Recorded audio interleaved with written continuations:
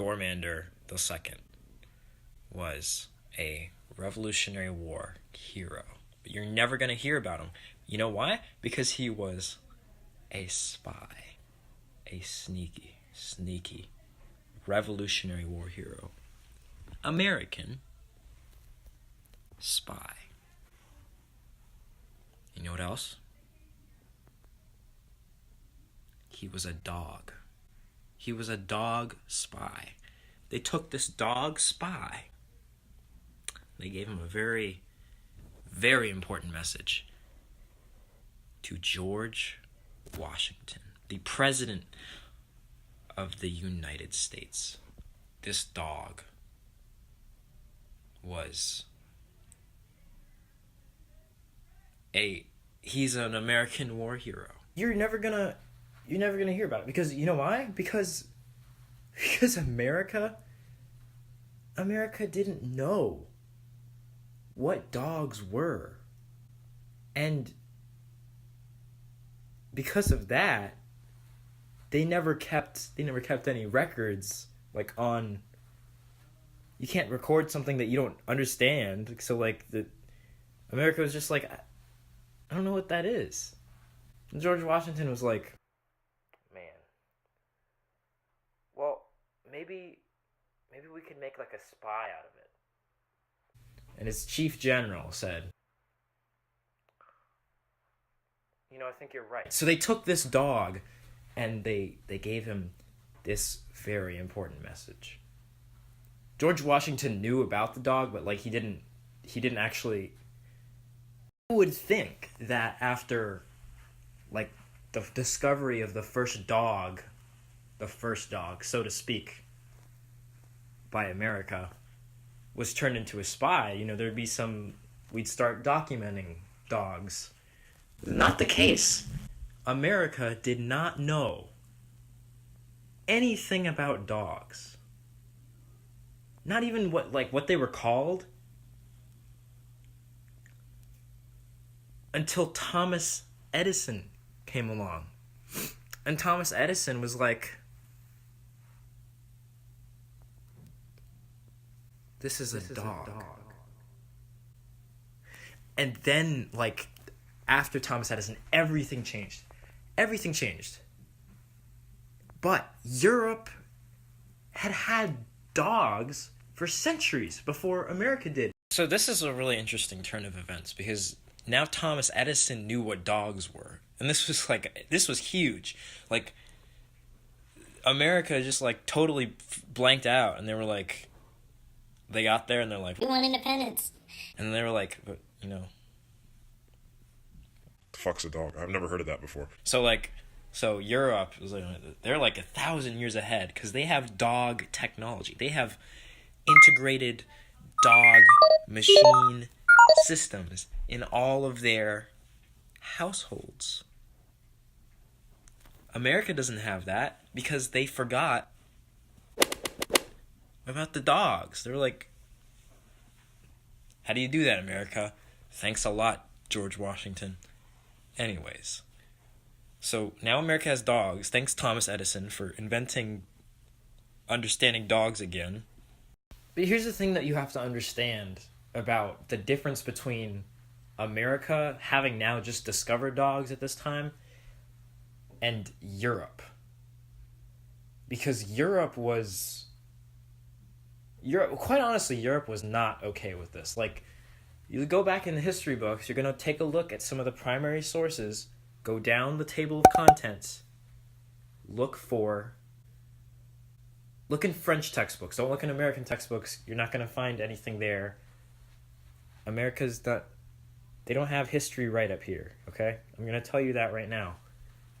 The French have this all memorized.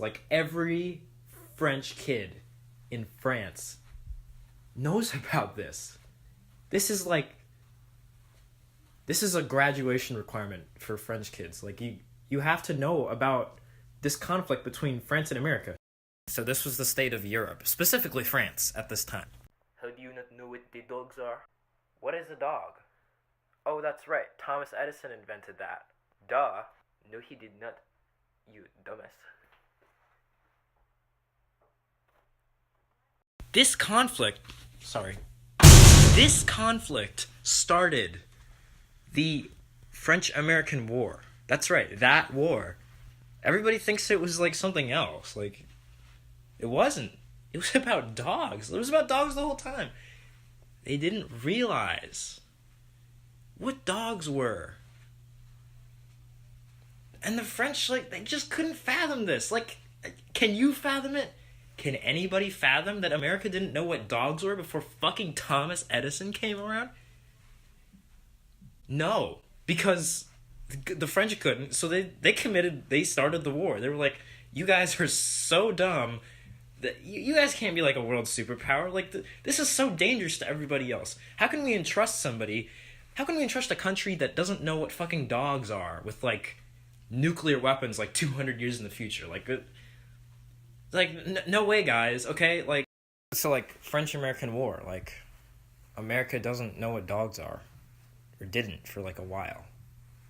The French had advanced doggo technology. What's the big idea? Like, how does this story end? Like, how did the loose ends tie up? Well, here's the thing.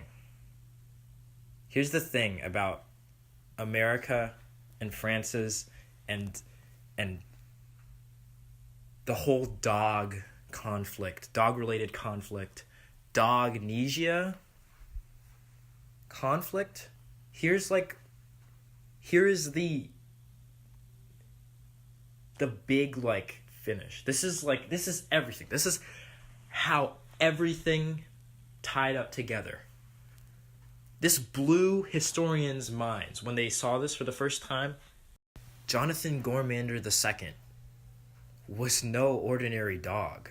I mean, of course he wasn't an ordinary dog. He was the spy dog. He was the first dog documented in American history. Even though he wasn't, later they went back and they were like, that was him. That was the first dog. Anyways, he wasn't a dog. He was never a dog. It was all a ploy. But who? Who could come up with something so dastardly as to start an entire international war about dogs when there wasn't even the dog to begin with? Think about that one.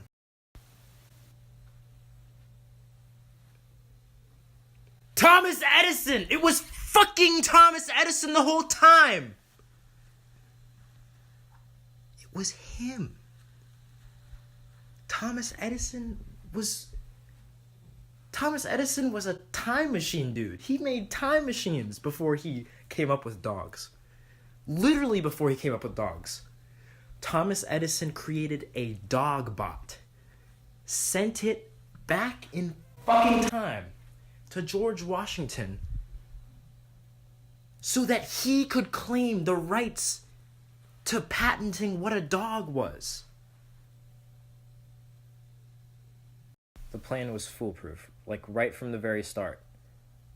Thomas Edison had connections to all of the major governments of the United States. Because he was the guy, he was the dog guy. He had all of the knowledge about dogs. He was the first guy to have dog knowledge, which he couldn't have gotten without his dastardly time-traveling plan. This is why America doesn't know about this. This is why the French are the only country that has any documentation on this, because America, it's a conspiracy. The entire legislative branch has been formed to prevent the story from getting out, to protect Thomas Edison's family.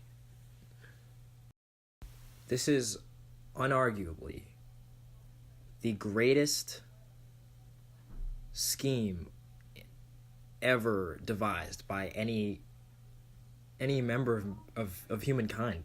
This is beyond insane. not only an irresponsible use of time travel, first of all, Thomas Edison, you're really messing with fire here. He pulled it off. He did it. He sent a robo-dog back in space and time, specifically to deliver a message to George Washington.